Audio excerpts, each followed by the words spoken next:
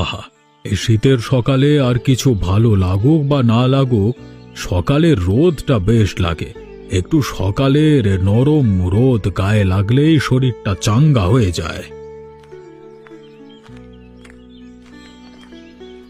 এদিকে ঘরে আনাজপাতি শেষ, আর মিনসে দেখো গায়ে সর্ষের তেল ডলতে ব্যস্ত। বলি সকালবেলা বাজার না করলে আর দুপুরে পেটে ভাত যাবে না, এই আমি বলে দিলুম।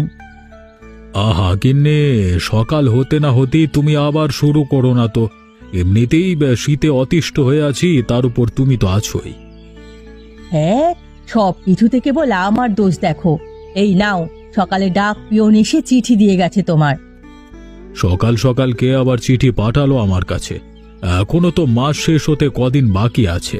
এখন তো খোকার চিঠি পাঠানোর কথা নয়। এত বেশি কথা না বলে চিঠিটা খুলে পড়লেই তো জানতে পারবে নাকি।